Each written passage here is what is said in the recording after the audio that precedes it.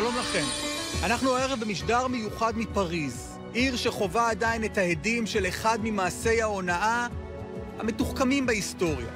3 חברים, צרפתים, יהודים, מתאחדים בעשור הקודם ומצליחים לחלץ במרמה מאות מיליוני אירו מהאיחוד האירופי. הם הופכים לדמויות מפתח בפרשה שתכונה לימים העוקץ של המאה. העוקץ הזה אומנם יצליח, אבל 2 מהם יישלחו לכלא, והשלישי יירצח ביריות אקדח ממש לא רחוק מכאן. 3 גם שרבבו לעניין את שמו של ראש ממשלת ישראל, שהיה מעורב בקשרים חברתיים עם הנאשם מספר 1 בתיק ההונאה, ארנו מימרן.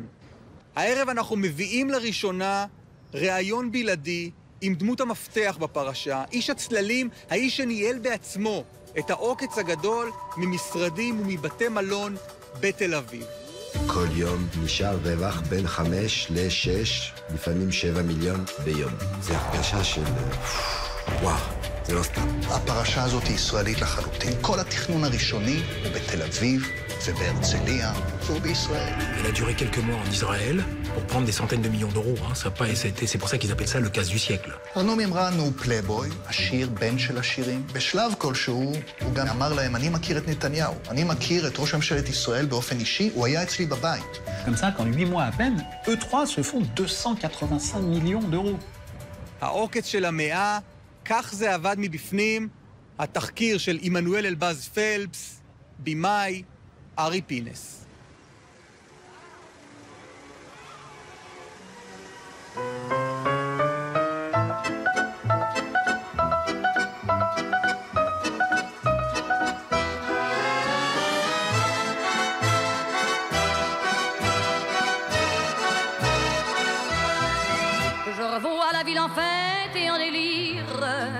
Suffoquant sous le soleil et sous la joie, et j'entends dans la musique les cris, les rires qui éclatent et rebondissent autour de moi.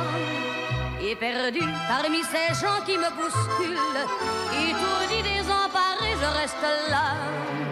Quand soudain je me retourne, il se recule, et la foule vient me jeter entre ses bras.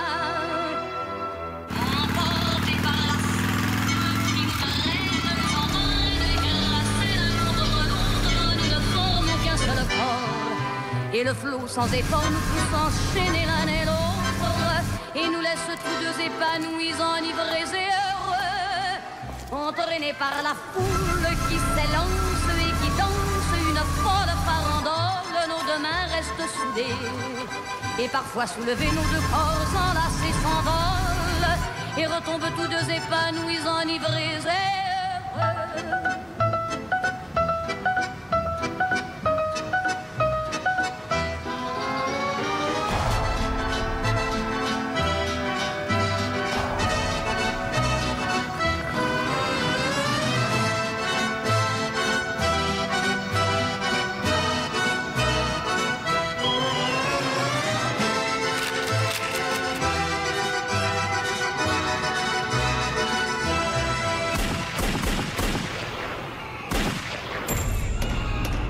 Le signal, il était clair. C'était la bague. Assassinat ce soir en plein cœur de Paris. Sami Souyed, surnommé le caïd des hippodromes, a été tué par balle porte-maillot. Selon la police, il pourrait s'agir d'un règlement de compte. Le meurtrier a réussi à prendre la fuite.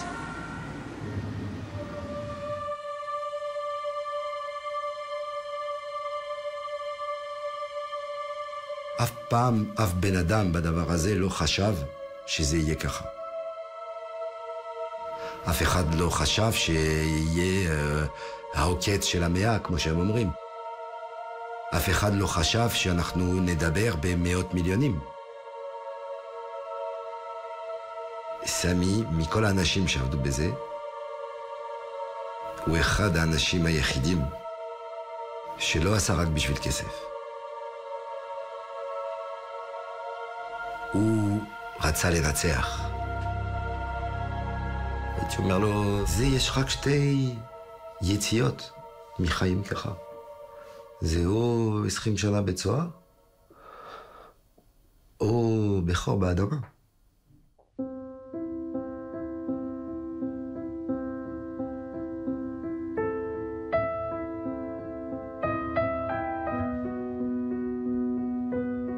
l'âge de 2 ans, mes parents ont été repatriés en France. Je suis le 4e d'une famille de 6 frères et 2 sœurs. Mon père et ma mère, ça fait 11. On habitait à Paris, à Ménilmontant. C'est proche de Belleville. On n'était que quelques familles juives, mais on ne savait pas ce que c'était que l'identité juive. Mais mon père, c'était malheureusement un flambeur. Et pour moi, c'était la destruction de notre famille. Il jouait tout ce qu'il gagnait dans la bijouterie et autres, il le perdait au jeu, quoi. Dans notre vie, il y a eu des succès, mais il y a eu beaucoup de catastrophes. Mes frères étaient drogués, ça alimentait à Belleville. Mon frère Sylvain et mon frère Claude sont décédés dans la même année, en 1993. Mon frère Patrick est mort en 2001. Il prenait des drogues à haut niveau. Et ils sont morts avec, on peut dire, avec souffrance. Voilà. C'était le début du sida. Samy, le pauvre, il habitait chez ma mère, où il voyait des overdoses, où il voyait des comas. Voir mes frères malades, être diminués de jour en jour, je pense qu'il a eu un choc. La première fois que Samy a eu des soucis avec la justice, c'était en 1991. Une escroquerie, pour nous, c'était le premier tremblement de terre, parce que Samy n'avait pas fait 1 heure de prison, il avait 16 ans. Samy, il a toujours cherché sa place. Et à la fin de sa vie, Samy, ce que j'ai compris, ce que je ressens, ce que je dors avec, c'est que Samy criait au secours, laissez-moi ma place, je suis un mensch, je suis un boss. L'affaire du Sceau se passe, c'est une vraie victoire. Moi, je le prends comme une fierté. Je peux pas dire le mot héros pour mon frère qui s'est fait tuer en pleine rue et par traîtrise, mais c'est comme ça que je le ressens, c'est que pour lui, il est parti au top.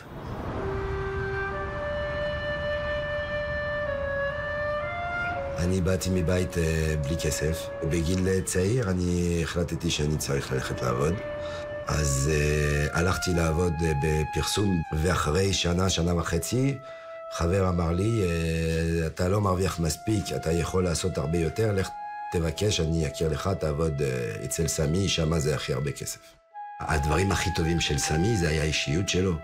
זה היה איך הוא מוביל אנשים. איך הוא מוציא הכי טוב מאנשים. סמי היה ממש לא עבריין, אבל בדיבור, אתה חושב, הוא בוס של מאפיה ou משהו כזה. Samy, c'était un meneur d'hommes et un chef d'entreprise. Il monte une affaire de pub. C'était en 97, mais moi j'étais en freelance avec lui. Ça veut dire c'est mon petit frère, mais il avait tellement la meilleure équipe de France. Il sortait des brochures sur la police. Et en fin de ses revues, il collectait des pubs, des chefs d'entreprise importants en France. אנחנו היינו עושים יומן שנה יפה, מפואר, מאור, בשביל העמותות האלה. ולמשל, עמותות של גמלאים של משטרה, ואנחנו הולכים ומוכרים במקומות פרסום בתוך הספר הזה, וככה אנחנו נותנים לכם הספר הזה בחינם. En France, ils ont la peur du policier. Chaque chef d'entreprise, il veut être bien avec la police. Il suffisait de dire simplement, on prépare une revue qui va être faite au profit des orphelins de la police. Ils sont sensibilisés, mais eux, qu'est-ce qu'ils voyaient? Pas que les orphelins. Ils voyaient qu'ils aidaient la police. אז הלקוחות, כשאנחנו מדברים איתם, אנחנו לא אומרים שאנחנו שוטרים. אנחנו לא מתלבשים כמו שוטרים. אבל ההרגשה שלו זה שזה קשור במשטרה. שזה המשטרה אולי מפרסמת יומן או מפרסמת מגזין. תמיד אנחנו אומרים, תיקח מספר טלפון עם יום אחד, אתה צריך משהו, לא משהו לא חוקי, חס ושלום. אבל אם אתה צריך, אנחנו פה... זה תמיד ככה, זה תמיד לא בדיוק ברור. On sortait les revues et tout, la seule chose qui n'était pas légale, et c'est ce qui nous a pas dérangé, qui a dérangé un peu la justice, c'est que maintenant ils appellent ça blanchiment d'argent parce qu'on ne savait pas payer les impôts, on ne savait pas payer la TVA, on n'a jamais appris. Et ça nous intéressait pas d'apprendre. Voilà. On était hors la loi, entre guillemets, puisque on pensait pas du tout aux impôts, on pensait qu'à le lendemain jouer, et puis... Comme mon père, un peu l'image de mon père, vous flambez, avoir une belle voiture, sans faire de calcul, sans penser qu'il y avait les impôts, sans penser que...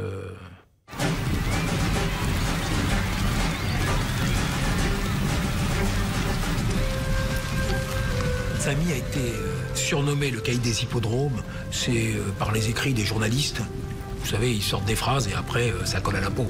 Son meilleur commercial, c'est un garçon qui s'appelle Sébastien Schwartz. Il l'a plus qu'apprécié, puisque c'était son joker. ils ont fait un petit consortium, une petite équipe. Ils ont acheté 2-3 chevaux. הדבר הזה של הימורים של סוסים בצרפת, זה דבר, לא רק שהוא מאוד גדול, זה כמו לוטו בצרפת.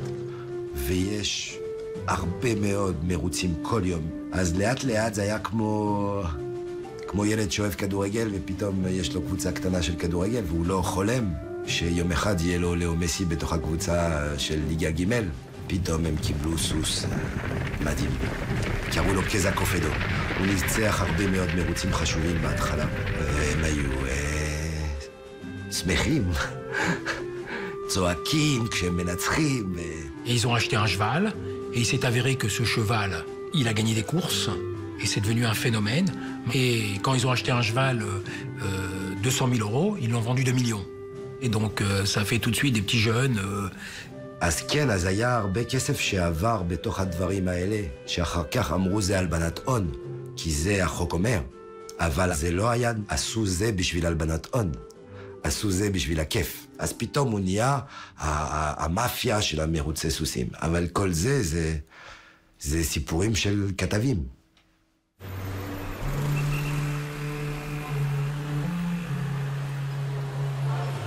אנחנו לא יודעים שבזמן הזה המשטרה כבר עוקבת אחרינו ומצלמים טלפון, וידאו, יודעים כמה אתה משלם בשביל בשר, למה אתה רב עם אשתך, יודעים הכל. En 2002-2003, il est inquiété et sa boîte était mise sous écoute. La police descend dans les bureaux et ils arrêtent les commerciaux et mon frère. Et direction, encore une fois, prison. אני חושב שאיפשהו בראש שלו הוא ידע שיבואו לקחת אותו. אני חושב שזה כמו מוות. אתה יודע שזה יקרה, אבל זה תמיד הפתעה. אז בסוף מה שהיה, זה היה מחירה של פרסום ברמאות והלבנת הון במאורגן.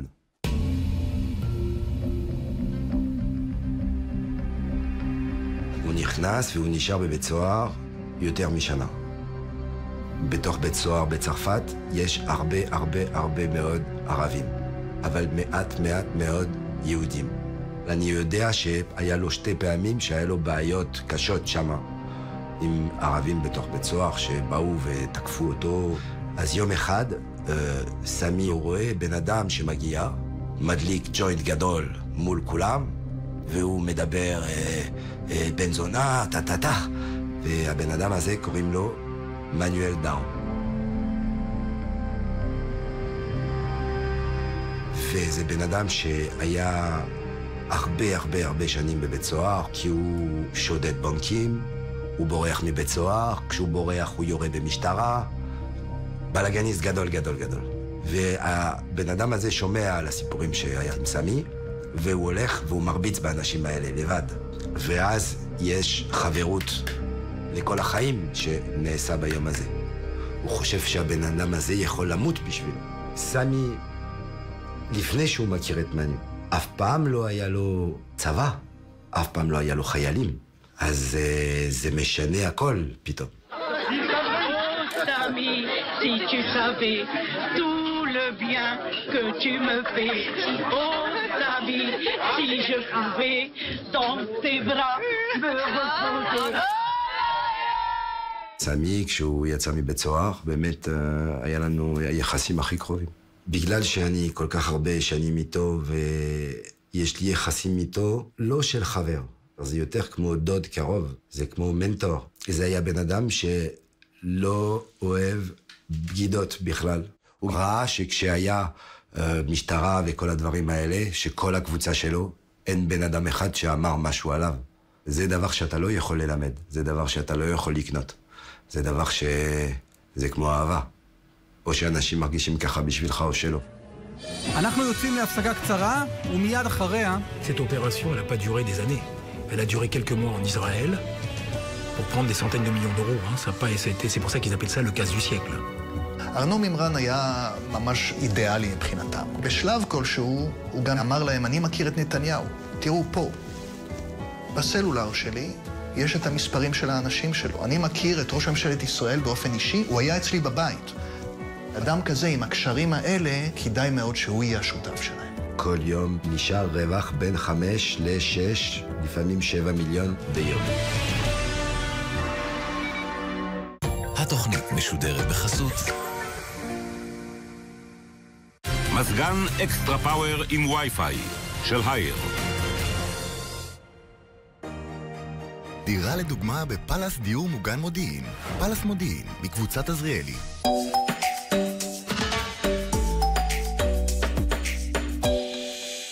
קוראים לזה ביו, וזה הולך לשנות את... מה זאת אומרת? זה הדור החדש. זה שידור מטורף לעומת מה שיש. יש כאן טכנולוגיות חכמות מאוד. יש לו מארז קשיח שמגן עליו. חיכיתי לזה המון זמן. הגיע הזמן להשתדרג. מ-1 ביוני 2017 מונפקים רק תעודות זהות ודרכונים ביומטריים חכמים המגינים על זהותנו. אחד מכל 3 הרוגים בכביש הוא הולך רגל. אילו היינו מתייחסים אל כל הולך רגל כאל בן משפחה, זה לא היה קורה. ב-13 ביוני 2017, י"ט בסיוון, כולנו משתתפים בתרגיל רעידת אדמה. בשעה 10:05 בבוקר נתרגל התנהגות נכונה בעת רעידת אדמה, ונוודא שאנחנו מוכנים. אחד מכל 3 הרוגים בכביש הוא הולך רגל. אילו היינו מתייחסים אל כל הולך רגל כאל בן משפחה, זה לא היה קורה. הלילה במועדון תרבות, 3 הגברים ההורסים האלה, אורי גבריאל, אנריקו מסיאס והנכד סיימון. נהיה גם בפסטיבל קולנוע דרום ועוד מלא תרבות הלילה ב-11.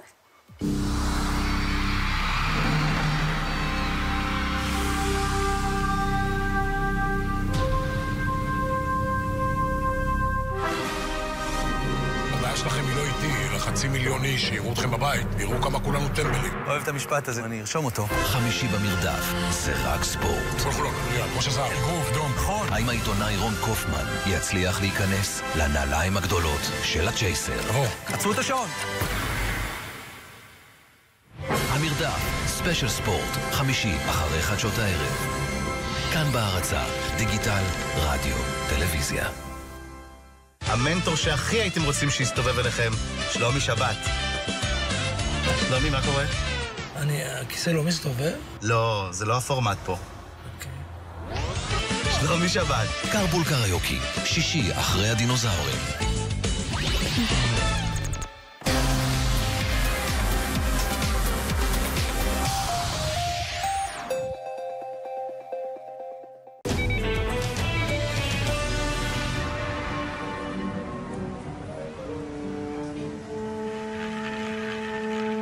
À l'époque, c'était l'époque de l'aviation, c'est l'époque du poker. Sébastien Schwartz, il avait arrêté la pub et il s'était mis un peu, il s'est accoquiné avec des voyous en France et il a monté une partie de poker.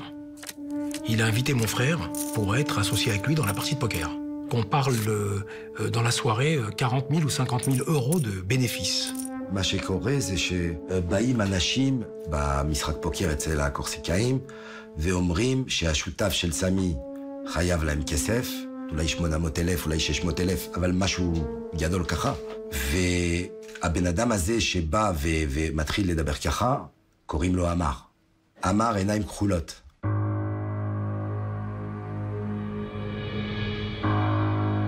Amar Azouk, c'est une... À l'époque, c'est une pointure, ça veut dire que c'est un voyou reconnu. Plus le temps passait, plus la dette montait, mais Samy ne devait rien. Samy s'est protégé en prenant des gardes du corps. Il savait qu'il y avait quand même des gens qui étaient sur sa tête. אני יודע שהיה הרבה מחשבה בסמי, מה הוא עושה עם הבן אדם הזה. כי הוא מבין שעכשיו יש לו אויב חזק בצרפת.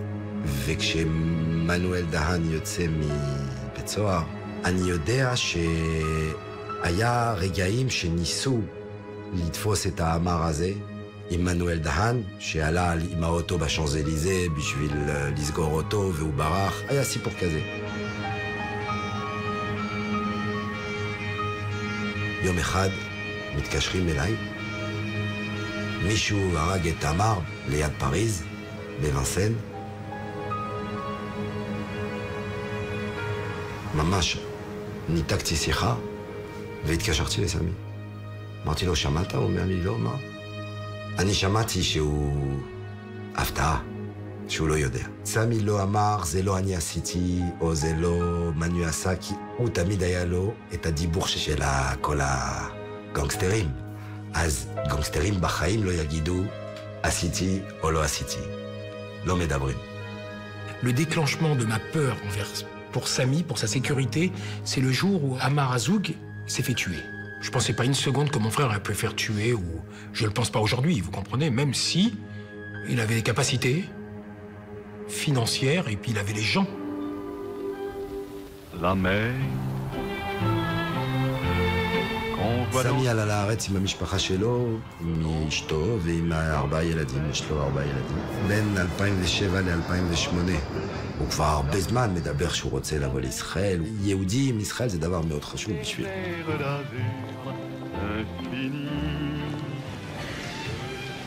לקראת הקיץ של 2008, סמי אומר לי יום אחד, תשמע, אני שמעתי שיש בורסה, שאתה מוכר טונות של פחמן דו-חמצני. עכשיו, מה זה הדבר הזה? זה שיטה שהם המציאו הרבה באירופה, שאומר ככה.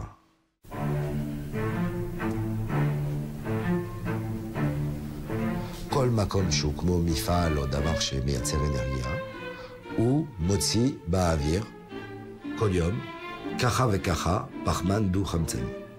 אנחנו לא רוצים שזה ימשיך להיות יותר ויותר. מה אני עושה?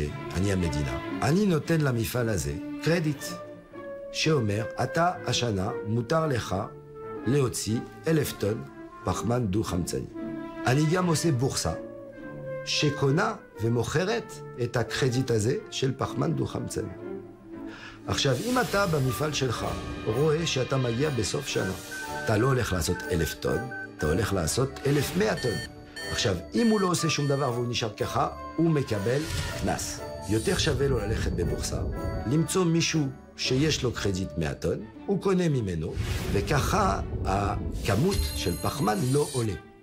זה הבורסה, זה הדבר.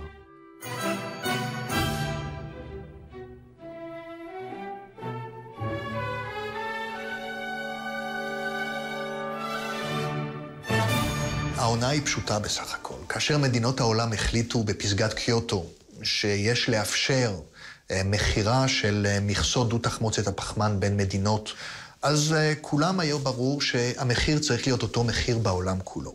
כאשר משרד האוצר הצרפתי בא ואמר, לא, אנחנו רוצים להטיל מע"מ על המכסות האלה, על האופציות למכסות, אז פתאום הבינו שיש פה קומבינה לא תאמן. הם היו קונים אשראי או אופציות של מכסות דו-תחמוצת הפחמן במדינות שבהן אין מע"מ, למשל הולנד או גרמניה, ואז הם היו מוכרים את זה לצרפת, והם היו מוכרים את זה עם המע"מ, והמע"מ הם אמורים לשלם בתום 90 יום למשרד האוצר הצרפתי. הם הקימו מאות חברות שמכרו אחת לשנייה בשרשרת שהולכת מאיי הבתולה, דרך קפריסין, עד ישראל, ולכן משרד האוצר הצרפתי אף פעם לא קיבל את המע"מ הזה.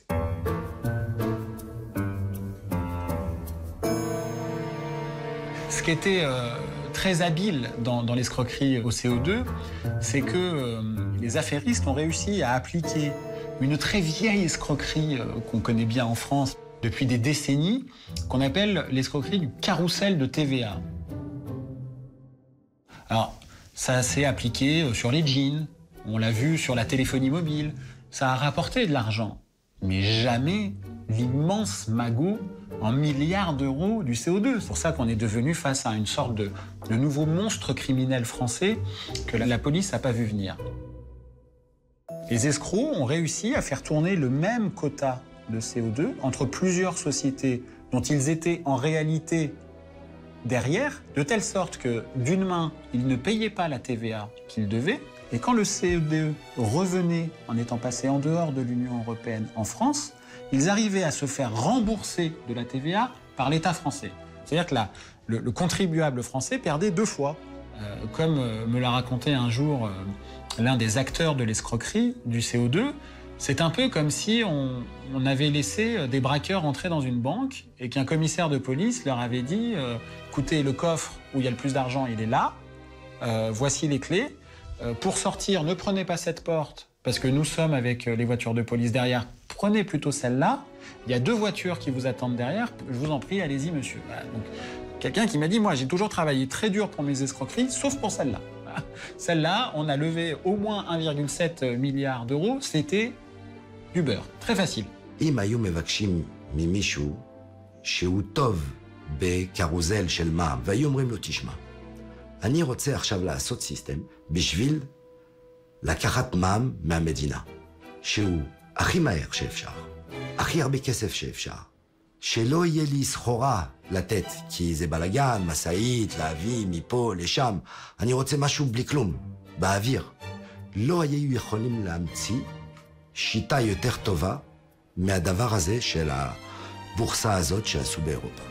בסופו של דבר, הפרשה הזאת היא ישראלית לחלוטין. זה שהיא בוצעה בצרפת ונגנב כסף צרפתי, זה לא אומר דבר, מכיוון שבעצם הכסף זרם לישראל. כל התכנון הראשוני של הפשע הזה הוא בתל אביב ובהרצליה, והוא בישראל. סמי מחליט שהוא רוצה שאנחנו ננסה שנעבוד בזה, ואנחנו מזכירים דירה בתל אביב, שיהיה כמו משחד, כי אנחנו צריכים רק טלפון ומחשב. והוא מבקש, תביא לי אתה חברה עם מנהל בצרפת. אני בשלב הזה צריך לעשות שהחברה תיראה טוב כחברה שעובדת בזה של למכור אנרגיה.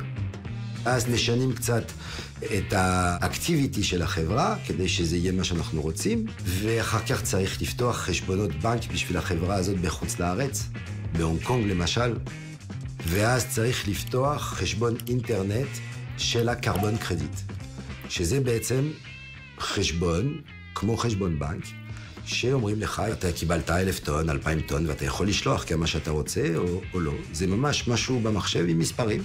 חשבון שאתה יכול לקבל בו כל יום, עובדה, 50 מיליון יורו של סחורה. אז צריך לעשות את כל הדברים האלה, לפני שבכלל חושבים עליו, וזה לוקח חודשים.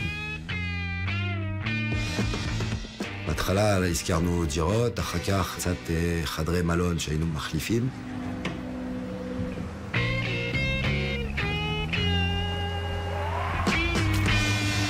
אנחנו מאוד בתקופה הזאת חיים בסוד. אף אחד לא יודע מה אנחנו עושים, אנחנו לא עושים, אנחנו לא מספרים לאף אחד. והתחלנו ככה עסקה 2. העסקה הראשונה הייתה בסוף נובמבר 2008. אז אתה שולח כאילו קרבון קרדיט במחשב, והיא אומרת כן, קניתי בטלפון, זה מוקלט. אוקיי, תודה, תתה. למחרת אתה שולח לה אינבויס, היא אומרת לי כן, שלחתי לך כסף בחשבון, ואתה רואה 140 ומשהו אלף יורו חוזר. אז אתה מתרגש. זה הרגשה של וואו, זה לא סתם. ומרוב שהם הצליחו בזה, הם נזקקו בדחיפות להמון כסף, כי כל כסף שהם השקיעו, הם הרוויחו טונות של כסף. ולכן הם התחילו לחפש כסף גדול בסביבתם. מרקו מולי זה מישהו שהוא גדל עם סמים, בן דוד, משהו אחות קרוב, הוא כמו מגנט. הוא יודע איך להתנהג עם אנשים, הוא יודע איך להזיז דברים, לספר לבן אדם כזה ככה ולבן אדם... הרבה שקרים, בסוף בן אדם מבולבל. טוב, אני משקיע איתך 2 מיליון. Marco Mouli, c'est le cousin germain à mon neveu. Je le connais depuis qu'il a 10 ans. Il était repérable de loin, parce qu'on l'appelait Marco l'élégant déjà, et jeune, et il voulait toujours briller. Que quand il devait sortir de l'argent des sociétés, sa spécialité, Marco, c'était de monter des faux gérants et puis sortir l'argent. Il avait une relation particulière avec les banquiers et il savait faire.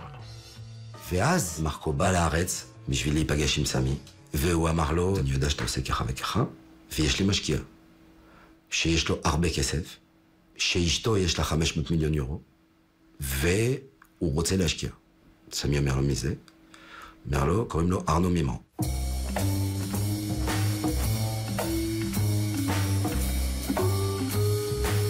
ארנו מימרן הוא פלייבוי, בעל הצלחה רבה עם נשים, עשיר, בן של עשירים, גר ברובע ה-16, שהוא רובע נובו-רישים נוצץ של העיר. Arnaud Mimran a rencontré Marco Mouli et une espèce d'amitié née de fascination entre eux.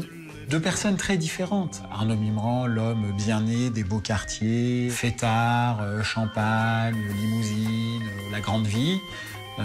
Marco Mouli, le petit gars de Belleville qui, à force d'escroquerie sur à peu près tout ce qui peut exister sur la place de Paris. Et donc, on a deux fascinations réciproques qui se rencontrent, l'un apportant à l'autre ce qu'il n'a pas. Arnaud Mimran, c'est un fils à papa. Moi, je le connais depuis qu'il a l'âge de 15 ans. J'habite avenue Victor Hugo dans le 16e. Il habitait en face de chez moi. Il venait chez moi pour faire des petites parties de cartes. J'organisais. Le bon petit garçon qui était capable de flamber. Comme peut-être Samy, ça lui plaisait d'avoir ce garçon. C'est un mec qui connaît beaucoup de monde. C'est quelqu'un qui connaît le people. C'est quelqu'un à connaître. C'est pas quelqu'un aujourd'hui qui est un monstre. ארנו מימרן היה ממש אידיאלי מבחינתם. גם הם הכירו אותו ממשחקי פוקר, אבל בשלב כלשהו הוא גם אמר להם, אני מכיר את נתניהו. תראו פה, בסלולר שלי יש את המספרים של האנשים שלו. אני מכיר את ראש ממשלת ישראל באופן אישי, הוא היה אצלי בבית. אדם כזה עם הקשרים האלה, כדאי מאוד שהוא יהיה השותף שלהם. אני פגשתי פעם ראשונה ארנו מימרן כשהוא בא בשביל לראות אופרציה שלנו בישראל. ארנו קצת מסתכל על סמי, וואו, הוא גבר, ממש בוס כזה. וסמי אמר לי על ארנו מימרן, כאילו הוא אריסטוקרטיה של יהודים. כסף ישן הוא כסף מכובד של הטייקונים, כמו שאומרים בישראל. אבל באישיות, ארנו הרבה יותר מסתכל למעלה על סמי מאשר סמי על ארנו.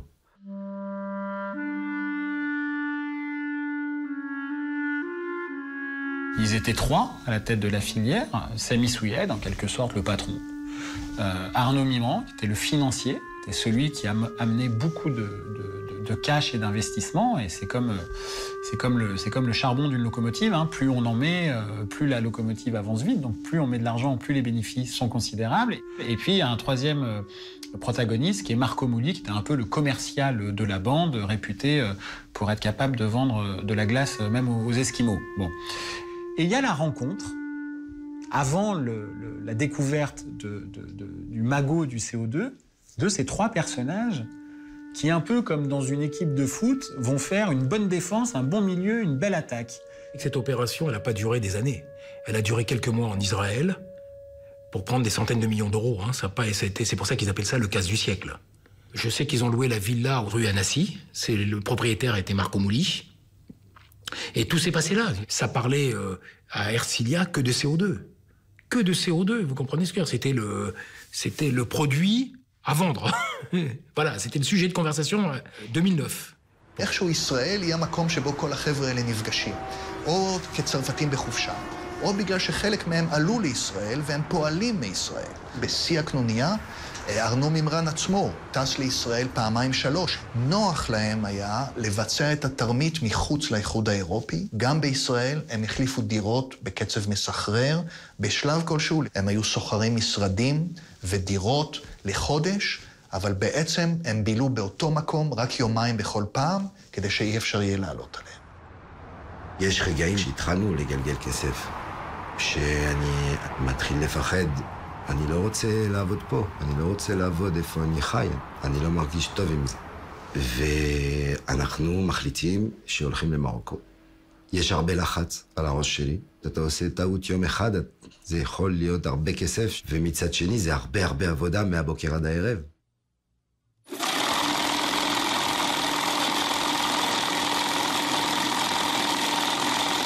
הזמן של השיא זה זמן שהוא זמן מאוד קצר.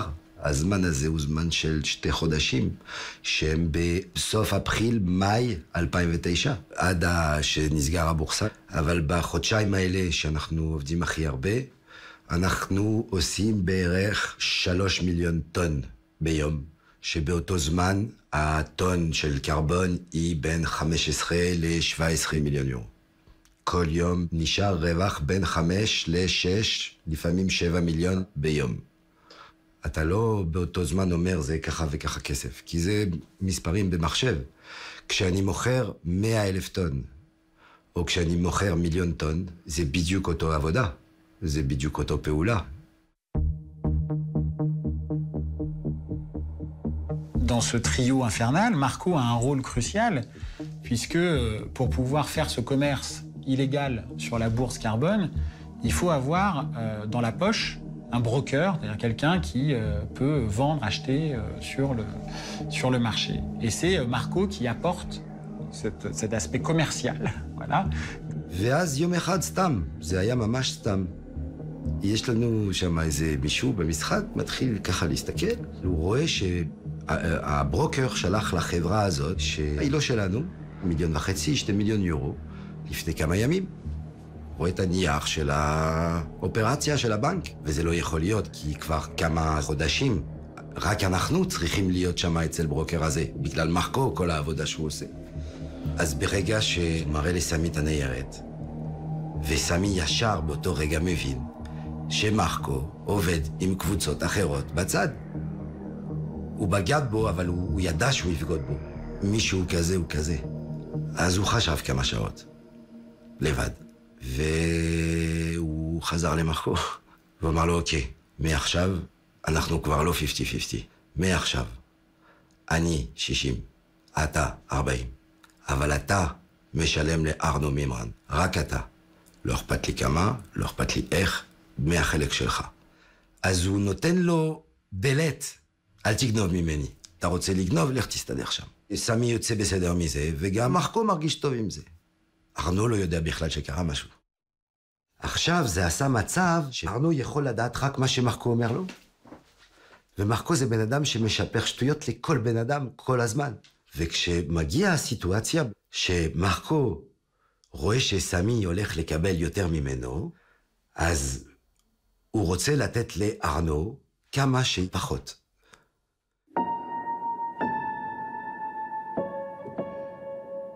ארנו מימרן, חוץ מה-10 מיליון שלו שהוא השקיע, הוא קיבל עוד 10 מיליון. מרקו מולי, משהו כמו 70-80 מיליון.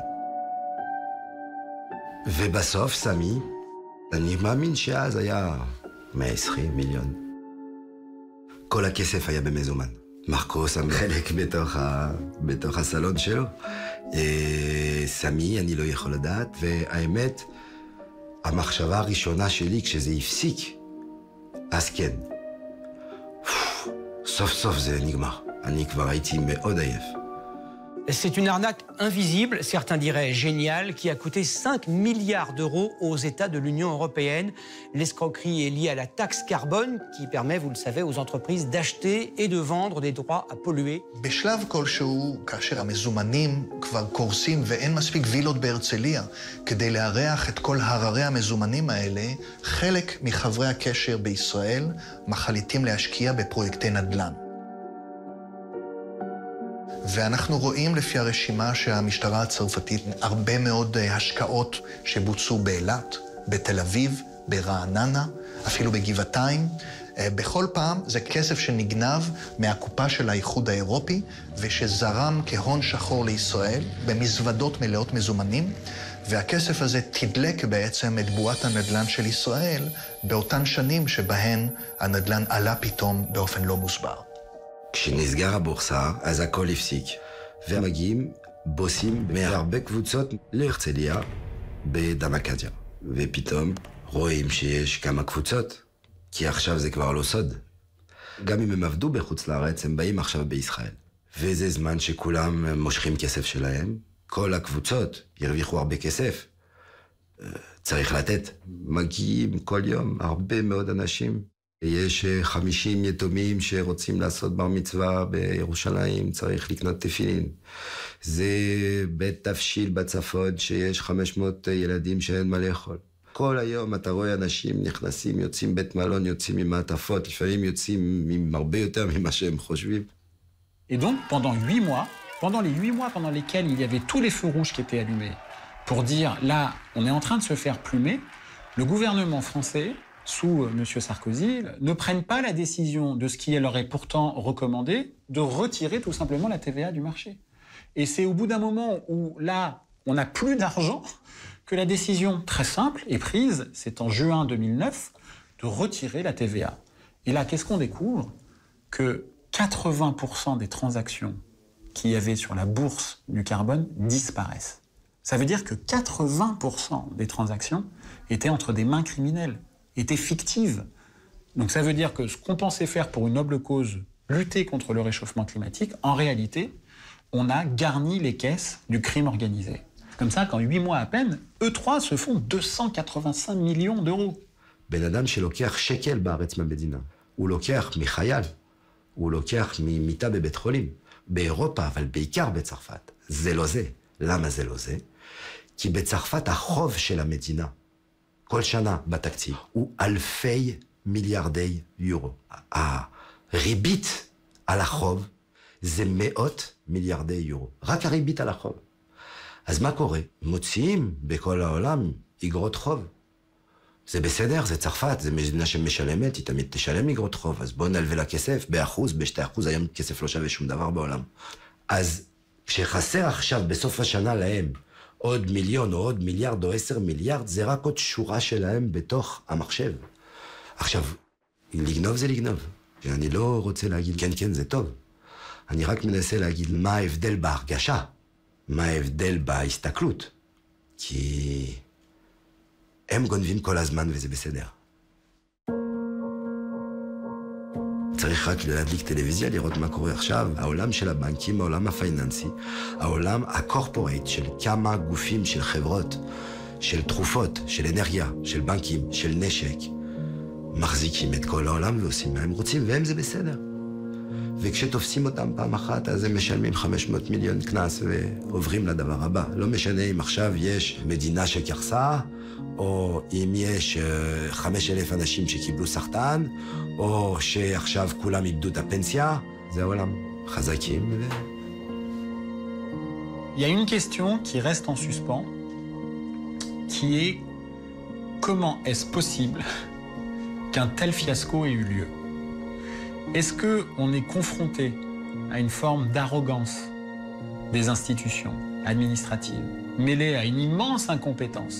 Ou est-ce que les gens du crime organisé avaient des insiders dans la place, au sein de l'État français, au sein de la Commission européenne? Quelle est la réponse de l'État face à ce qui est, au minimum, un fiasco historique? Historique. C'est silence. C'est la gêne absolue. C'est à ce point honteux pour l'État français que le ministère des Finances français n'a même pas calculé combien il a perdu dans cette escroquerie. La seule autorité qui en France a calculé, c'est ce qu'on appelle la Cour des comptes, et c'est elle qui offre l'hypothèse la plus basse, qui est 1,7 milliard d'euros. Et au maximum, selon des estimations de sources internes à l'État français, jusqu'à 3 milliards d'euros. הבעיה פה בקרבון זה שאנחנו מדברים על משהו שהוא לא קיים. אנחנו מדברים על קרדיט שנותן לך זכות לזהם אוויר. אין פה בן אדם בסוף פרטי שקונה משהו שהוא משלם על זה את המע"מ. השאלה הכי גדולה פה זה איך כל האנשים החכמים בבורסה, באירופה, בצרפת, כל הדיפלומטים, כל האנשי מדינה, מה שאני אומר עכשיו, הם לא יודעים? הם יודעים? אז למה הם שמים מע"מ על משהו שלא אמור להיות בו מע"מ?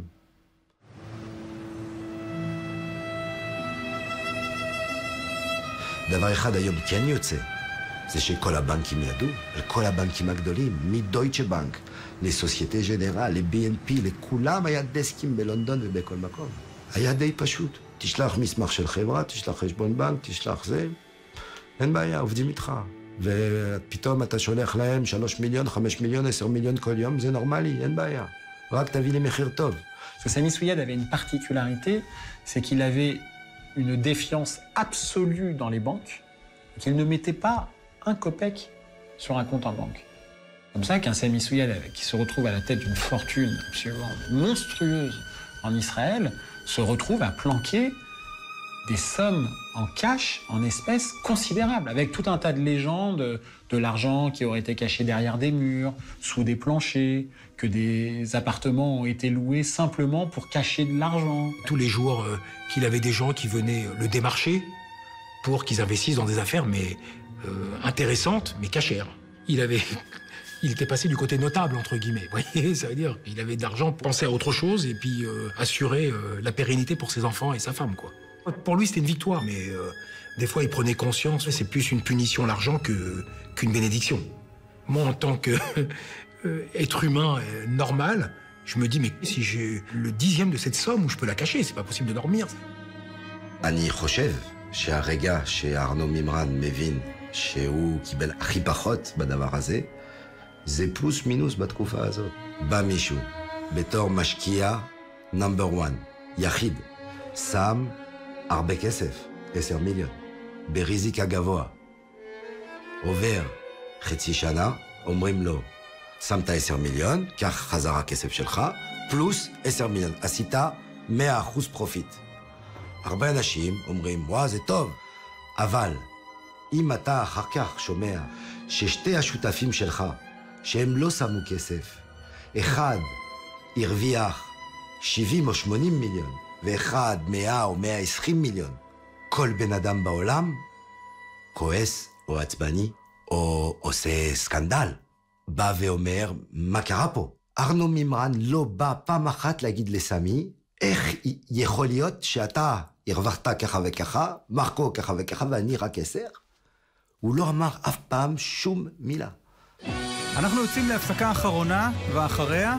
Et il est décidé, au sein du groupe, de monter une sorte de chantier, comme on dit, autour de Sami Souyed, parce que, notamment, Arnaud Mimran a le sentiment que, contrairement notamment à Sami Souyed, il n'a pas touché assez dans le CO2. Mon frère, il a été aveuglé. Je peux plus lui poser la question comment il a pu plonger sur une énormité, mais il a plongé. התוכנית משודרת בחסות. דירה לדוגמה בפלס דיור מוגן מודיעין. פלס מודיעין, מקבוצת עזריאלי. מזגן אקסטרה פאוור עם וי-פיי של הייר.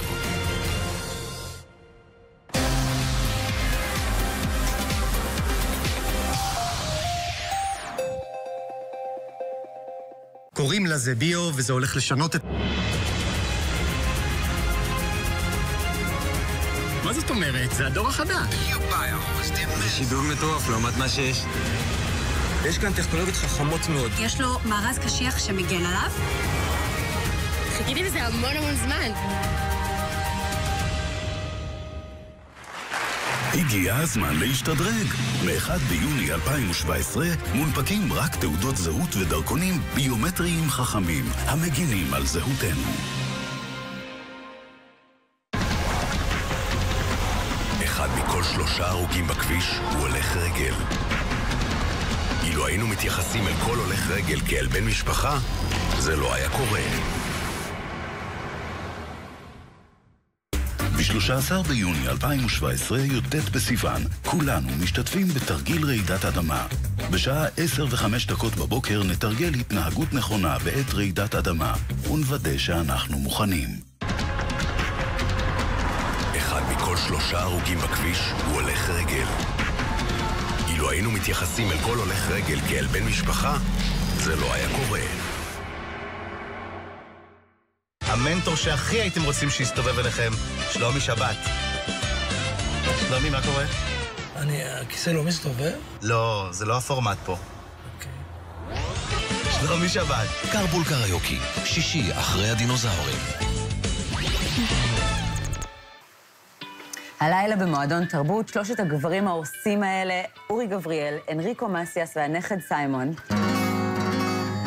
נהיה גם בפסטיבל קולנוע דרום ועוד מלא תרבות הלילה ב-11.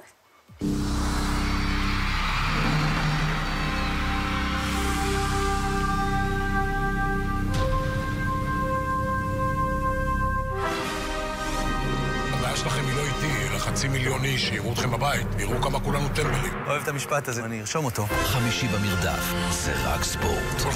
כמו שזה אגרוף, דום. נכון. האם העיתונאי רון קופמן יצליח להיכנס לנעליים הגדולות של הצ'ייסר? עצרו את השעון. המרדף, ספיישל ספורט, חמישי אחרי חדשות הערב. כאן בהרצה, דיגיטל, רדיו, טלוויזיה. מי אתה? אתה הגיבור שמוכן לסבול אינסוף הצקות רק בשביל לשמוע עוד קצת אקטואליה? מי את? את זו שעדיין זוכרת איך לעשות לו מחווה רומנטית. אברהם, 8. נותנים חדשות. כן, אמרתי לה. אבל עכשיו אני סוף סוף מבינה את הגלגול. מי את? את זו שרק גילתה את עולם הפודקאסטים ופשוט חייבת לשתף ולשתף ולשתף. ומי אתה? אתה זה שמת על זה שאפשר להתפלל מהנייד, אבל רוצה למות כשקופץ הסרטון מהפיד. שוקרן. ואתה? מי אתה? זה שבבית של אמא עושה כבוד לפריד אל-אטרש, אבל כשאתה לבד באוטו... איתי אתה מתרחק ממני, מתפוגע. תהיו מי שתהיו. כאן יש מקום לכולם. בדיגיטל, ברדיו, בטלוויזיה. כאן, תאגיד השידור הישראלי.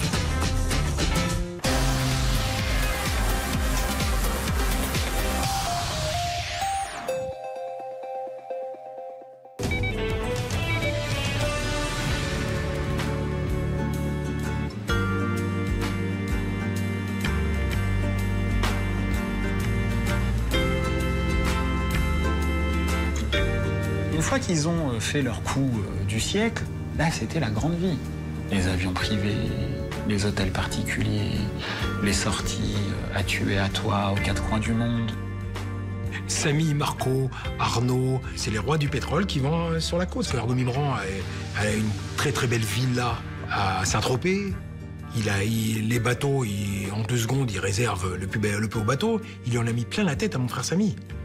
Il lui a montré Monts et Merveilles. Il lui a montré les plus belles choses qu'il y avait sur ce monde, ce matériel. Il a appuyé sur la sensibilité de mon frère. Ça veut dire que demain, si tu rends officiel ton argent, et par des combines, tu vas devenir comme moi.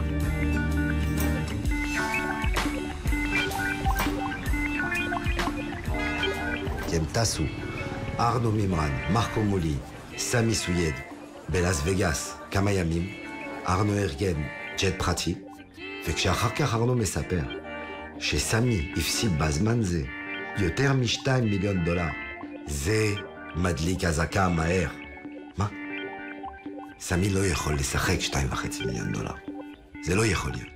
Il joue des grosses sommes aux courses, mais c'est un détail par rapport à ce qu'il a pris. Vous comprenez ce que je veux dire? Mais quand vous entendez dans l'après-midi, il a perdu 60 ou 80 000 euros, c'est pas dans le caractère de Samy.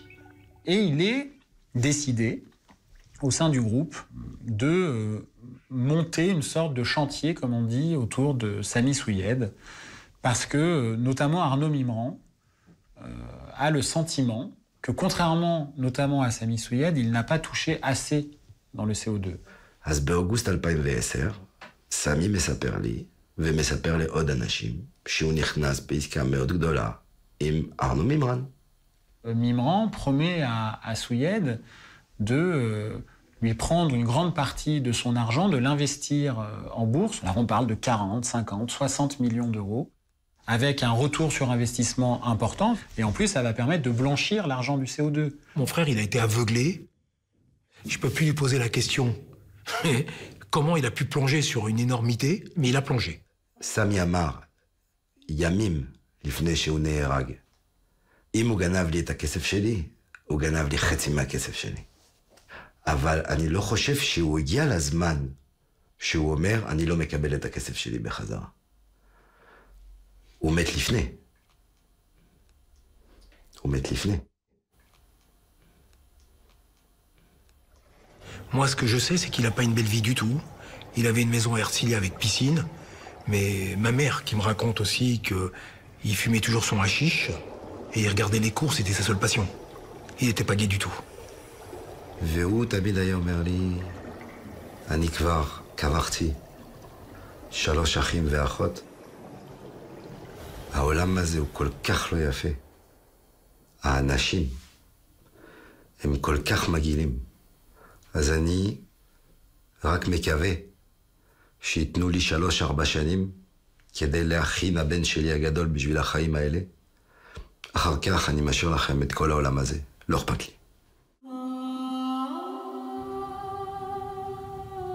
Et au mois de septembre 2010, Sami Souyed a prévu de faire un aller-retour dans la journée entre Israël et Paris pour une seule raison, voir Arnaud Mimran et lui dire « Maintenant, ça suffit, je veux mon argent ». Alors, ce jour-là, j'avais un pressentiment, j'étais pas bien, donc je suis rentré à la maison, et ma femme, elle me réveille, et elle me dit « Descends, descends ». Et là, je descends. Et puis, j'ouvre la porte, et Joël, je le vois en face de moi, mais je suis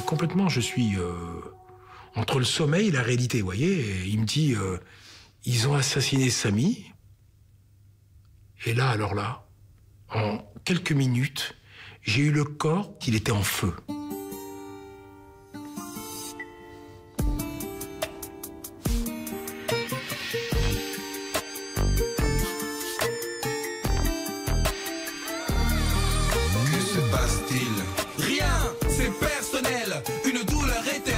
Je ne partageais qu'avec le ciel. Le monstre aux yeux verts, synonyme de la jalousie. Taxe-le du Sahel, juste pour remplir son jacuzzi. Et c'est comme ça que ça fonctionne. Dans ce monde de tâches, les gens les plus lâches jettent la pierre et ensuite ils se cachent. C'est comme ordonné, coordonné. Dieu ordonne de pardonner. J'ai pardonné, donné de l'amour que l'on ne m'a pardonné. תודה לעמנואל אלבז פלפס על התחקיר. עכשיו התגובות. עורך דינו של מרקו מולי סירב להגיב לפנייתנו, פנינו גם לעורך דינו של ארנו מימרן, אבל תגובתו לא התקבלה. L'affaire dite du CO2 est la plus grande escroquerie que le pays ait jamais connue de son histoire. Et de cette situation, coulait le sang. C'est pas possible que Sami, il parte 2 jours avant la fête de Yom Kippour, si il n'y a pas une urgence extrême. Arnaud arrive, au moment où il tend la bague, un commando en scooter, il tire plusieurs balles sur Sami Souyed qui meurt. L'intégralité des pistes n'ont pas été explorées. On ne sait rien. C'est là où on a quasiment une dimension hollywoodienne, c'est que la bague, c'est une tête de mort en diamant. המשפחה החלו לחשוד שארנו מימרן קשור ברצח הזה. מסביב השם שלו יש לפחות 4 מקרים של רצח. Je fais cette interview parce que je veux que la vérité éclate. Il y a une série de meurtres non élucidés. Il y a eu à Paris au moins 4 voire 5 assassinats. La phrase de Arnaud était je vais t'enterrer vivante et toi Claude, je vais te tuer. אני לא יודע כמה פעמים תקעו בו סכינים, אבל הרגו אותו כמו חיה. Il n'est mis en cause formellement par la justice et la police dans aucune affaire d'assassinat. La menace d'être assassiné dans cette affaire, elle est permanente pour tout le monde. Ça ne veut pas dire que Mimran est le commanditaire de tous ces assassinats. Mais les gens ont peur. C'est un fait. Si je tue quelqu'un et qu'on m'accuse, je peux pas tuer une 2e personne autour de moi, ni une 3e. Les meurtres, on peut m'en mettre 20, hein. C'est facile hein, après. Qu'est-ce que j'ai à voir? עד כאן המשדר המיוחד שלנו להערב מפריז. אנחנו נשוב וניפגש בשבוע הבא. המשך צפייה מהנה.